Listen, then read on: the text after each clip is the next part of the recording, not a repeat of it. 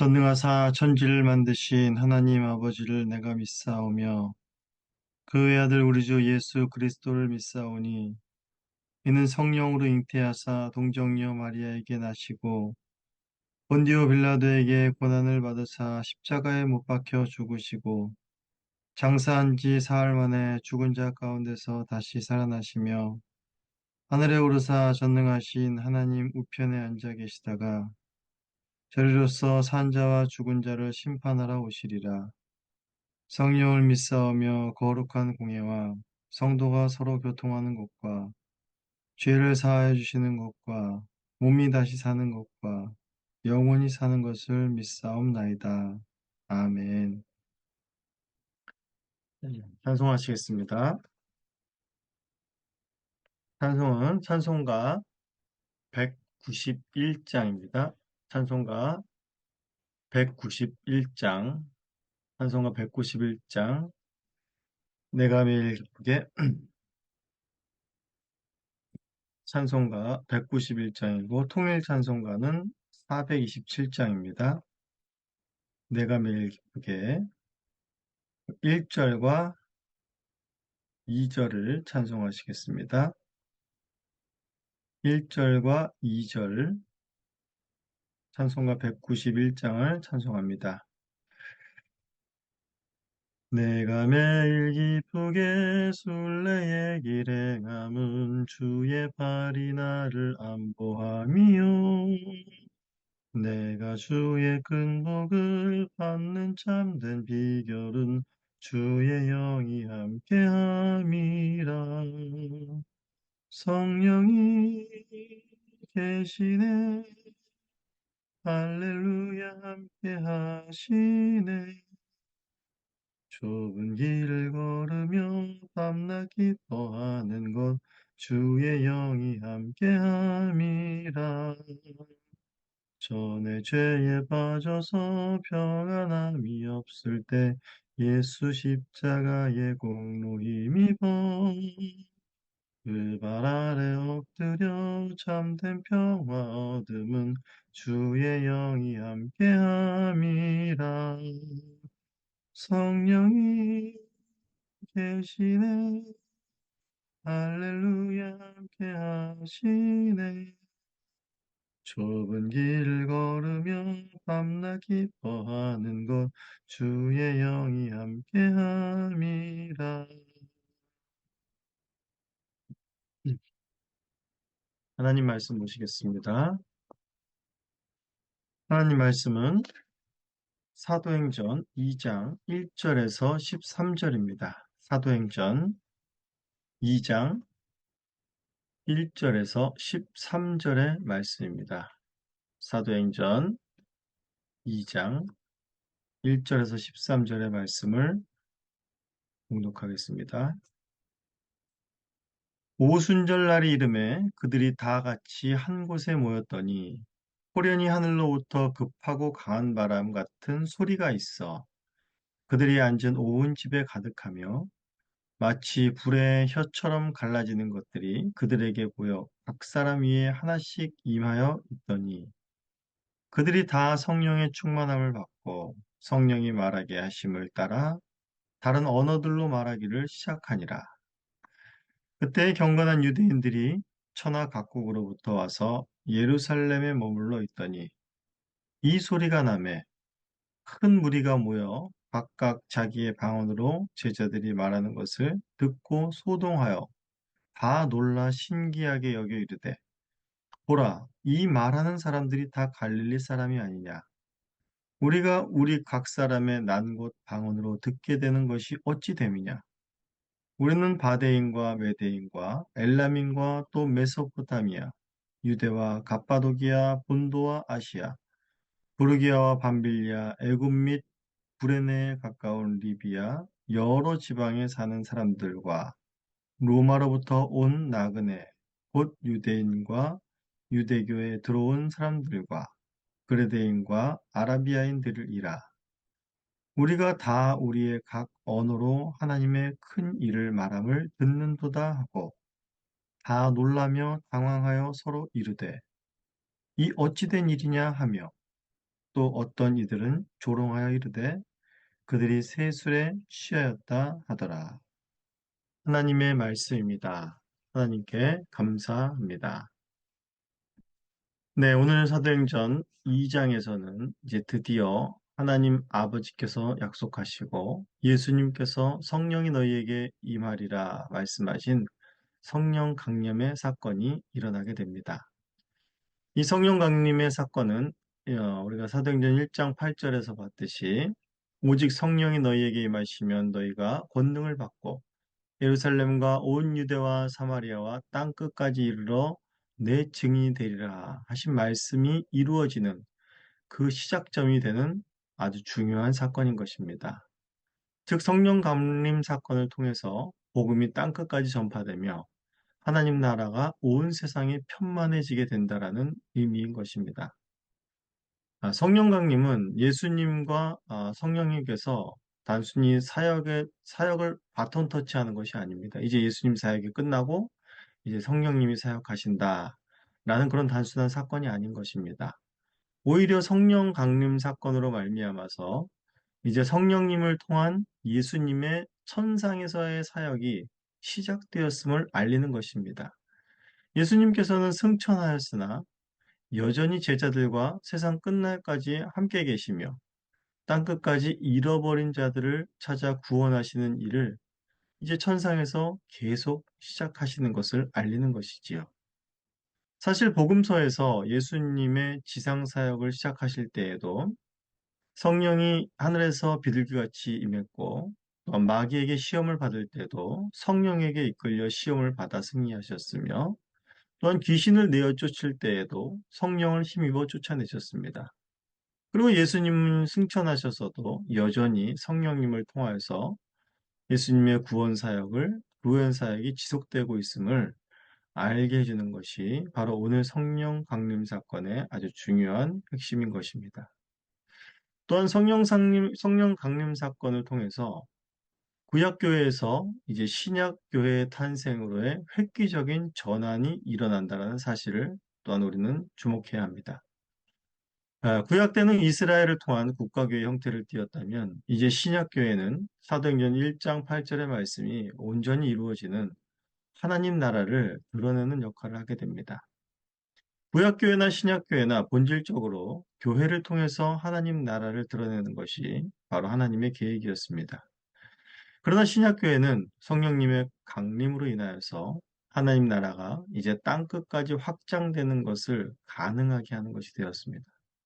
바로 오늘 이 성령 강림 사건이 이 놀라운 하나님의 구원 사역을 만방에 선포하게 되는 그런 획기적인 사건이 되는 것을 오늘 말씀을 통해 보게 될 것입니다. 먼저 2장은 1절부터 13절까지는 이 성령 강림 사건이 어떻게 일어났는지 그 현상에 대한 사건을 묘사해 주고 있습니다. 그리고 14절부터 36절까지는 이제 내일 살펴볼 본문은 베드로의 설교를 통해서 이 성령 강림 사건의 진정한 의미가 무엇인가를 드러내 주고 있습니다. 오늘 본문은 이제 성령님께서 임하신 때에 무슨 일이 일어났는지 그 사건에 대해서 말해주고 있습니다. 먼저 성령 강림 사건이 일어날 당시의 상황이 어땠습니까? 그들이 한 곳에 모여 있었는데 그들은 바로 제자들과 120명의 무리들이 아마 다 포함하는 말일 것입니다. 그들이 이제 모여서 예수님의 말씀대로 예수님의 약속을 또한 기다리며 그들은 기도하고 있었을 것입니다. 그런데 그러한 상황 속에서 성령님께서는 홀연히 임하셨습니다. 갑작스럽게 임하신 것이죠. 집에 모인 사람들은 먼저 소리로써 성령 강림의 사건을 맞닥뜨리게 됩니다. 급하고 강한 바람 같은 소리가 집안을 가득 채웠습니다. 이러한 묘사는 바로 성령께서 충만하게 바로 그것을 채우셨음을 성령의 역사가 일어났음을 보여주고 있는 것입니다. 그리고 3절에서는 이제 눈에 보이게끔 이제 성령 강림의 역사를 사람들은 체험하게 됩니다. 어떻게 성령께서 임하셨냐면 바로 불의 혀처럼 갈라지는 것들이 그들에게 보였고 그것이 각 사람 위에 그 혀가 하나씩 임하는 것을 볼 수 있었습니다. 이 또한 성령님의 강림을 눈에 보이는 이미지로 나타내 보이신 것입니다. 각별히 불로 보이심은 그의 백성들을 또한 정결케 하며 거룩케 하실 성령님의 임재를 또한 나타내 보이시는 것입니다. 불의 혀가 각 사람에게 임했다라는 것은 바로 그들이 성령의 충만함을 받았다라는 것을 의미하는 것이죠. 성령의 충만함을 받은 이들은 성령이 충만함은 바로 이들을 변화시켰습니다. 바로 성령께 붙들려 이들은 다른 언어들로 말을 하기 시작한 것입니다. 이들의 성령 충만함으로 인해서 11절에서 말하는 바와 같이 하나님의 큰 일을 다른 언어로, 다른 나라의 말로 할 수 있게 된 것입니다. 베드로를 비롯하여서 제자들 모두가 예수님을 부인하며 도망한 자들이었고 도저히 하나님의 큰 일을 말할 수 없는 그러한 혀를 가진 자들이 바로 이들이었습니다. 도리어 이들의 혀는 자기들의 목숨을 지키고자 예수님을 부인하고 저주했던 혀였습니다. 하지만 이들에게 약속하신 성령님이 임하셨습니다.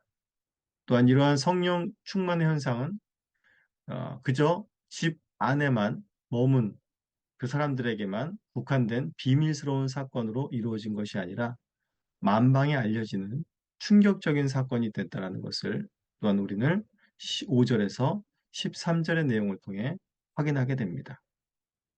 제자들이 성령의 충만함으로 인해서 다른 언어들로 하나님의 큰 일을 말하기 시작했을 때 경건한 유대인들이 천하 각국으로부터 예루살렘에 머물러 있었고 이 사건을 목격하게 됩니다.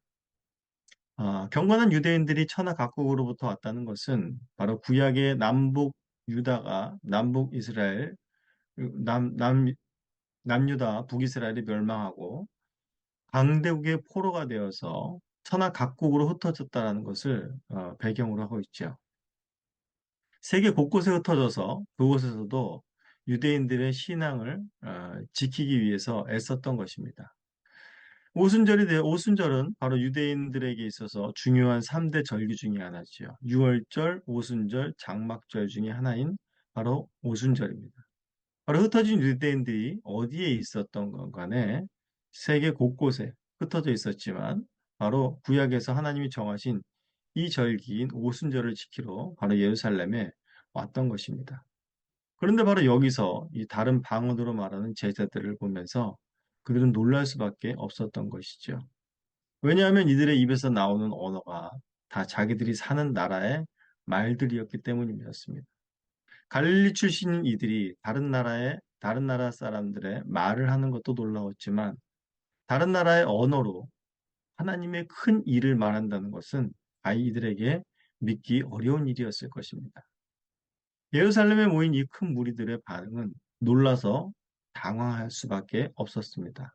하지만 또 어떤 다른 부류들은 그들을 조롱하며 또한 술 취한 자로 여기는 것을 볼 수 있습니다. 바로 자기들의 눈앞에서 신약의 교회가 탄생하고 천상으로 오르신 그리스도의 통치가 성령님을 통하여 시작되었는데 이 감격스러운 역사의 현장에 무리들은 동참할 수 없었던 것이지요. 그들은 여전히 옛 질서 속에 갇혀 새로운 시대가 열리는 것을 볼 수 있는 그런 눈과 귀가 없었던 것입니다. 보아도 보지 못하고 들어도 듣지 못하는 자들이었던 것이지요. 그런데 이러한 자들에게 이제 내일부터 시작되는 베드로의 설교를 통해 엄청난 변화가 벌어지는 역사가 일어납니다. 자, 오늘 본문에서 일어난 이 놀라운 성령 강림의 사건은 오순절에 일어났다는 것을 우리는 주목할 필요가 있습니다. 오순절이라는 것은 초실절의 첫 보리수확을 드리고 봄추수를 마감하는 시기입니다. 동시에 밀추수가 시작되며 가을 추수를 알리는 절기이기도 합니다. 오순절의 의미는 단순히 곡식과 관련되어 있는 것뿐만이 아니라 오늘 본문을 통해서 알 수 있듯이 영적인 추수를 시작하는 시대가 도래했음을 보여주고자 하는 의미가 그 안에 담겨 있습니다. 예수님께서는 공생의 기간에 누가복음 10장 2절에서 추수할 것은 많되 일꾼이 적으니 그러므로 추수하는 주인에게 청하여 추수할 일꾼을 보내주셔서 하셨습니다. 요한복음 4장 35절에서도 너희가 넉 달이 지나야 추수할 때가 이르겠다 하지 아니하느냐. 그러나 나는 너희에게 이르노니 너희 눈을 들어 밭을 보라. 희어져 추수하게 되었도다 라고 하셨습니다. 즉 예수님은 곡식의 추수를 들어 영적인 추수, 죽어가는 영혼들을 구원하시고자 하시는 그 의도를 드러내셨음을 잘 우리는 알고 있습니다. 바로 오순절 성령 강림 사건에서 베드로를 통해 이제 내일 확인하시겠지만 3천 명이 회개하여 주님 앞으로 돌아오는 역사를 보이심으로 인해 본격적인 영적 추수기가 이 오순절 성령 강림을 통해서 시작되었음을 확인하게 됩니다. 그리고 그 복음이 하나님 나라가 바로 땅 끝까지 확장되어 가는 것을 알리는 신호탄이요 분수령이 되는 것이 바로 이 성령 강림 사건임을 알게 해줍니다. 성도들은 이제 1장 8절의 말씀대로 그리스도의 증인으로서 땅 끝까지로 내 증인 되리라 하신 그 말씀대로 증인의 삶을 살게 될 것임을 또한 성령 강림 사건을 통해서 보여주고 있습니다. 이러한 성령의 역사가 이러한 그리스도의 증인들의 삶이 힘있게 진행되어서 바로 오늘날에 우리가 사는 이 나라에까지 이르고 우리에게까지 이르렀다는 사실을 우리는 잘 알고 있습니다. 성령 강림 사건을 통해서 우리에게 미친 하나님의 은혜가 얼마나 큰 것인가를 우리는 잊지 말아야겠습니다. 우리는 당대의 제자들과 동일하게 그리스도의 증인으로 부름받은 자들이라는 사실을 또한 잊지 말아야겠습니다. 오늘도 우리 안에 거하시는 성령님과 함께 동행하시고 오늘 하루도 주님과 함께 주님의 은혜 가운데에 강건하신 하루가 되시기를 간절히 소원합니다. 다음 기도하시겠습니다. 하나님 아버지 감사합니다. 오늘도 복된 하나님의 말씀을 저희들에게 주시고 또한 그 말씀을 깨달을 수 있는 은혜를 주시니 감사합니다. 하나님 아버지 오순절날 또한 성령 강림을 통하여서 본격적인 영적 추수기를 또한 시작하셨고 또한 그 추수가 이제는 땅끝까지 이르러 편만하게 증거되며 많은 곡식들을 거둬들이게 되었고 또 놀라 우리에게까지 그 은혜가 미치게 되었습니다. 오늘날 우리에게까지 미친 이 은혜들을 우리가 늘 잊지 않게 하시고 오늘날도 우리가 우리에게 임하신 그 성령님의 은혜를 따라서 성령님의 인도하심을 따라서 넉넉하게 이 하루를 기쁨과 감사함과 찬송으로 살아갈 수 있도록 은혜를 베풀어 주시옵소서. 그리스도의 복된 증인의 삶을 살아갈 수 있도록 은혜 내려 주시옵소서. 감사합니다. 예수님의 이름으로 기도합니다. 다 함께 주님께서 가르쳐 주신 기도로 기도해 주시겠습니다. 하늘에 계신 우리 아버지여, 이름이 거룩히 여김을 받으시오며 나라가 임하시오며 뜻이 하늘에서 이루어진 것 같이 땅에서도 이루어지이다. 오늘 우리에게 일용할 양식을 주시옵고 우리가 우리에게 죄 지은 자를 사하여 준 것 같이 우리의 죄를 사하여 주시옵고 우리를 시험에 들게 하지 마시옵고 다만 악에서 구하시옵소서. 나라와 권세와 영광이 아버지께 영원히 있사옵나이다. 아멘.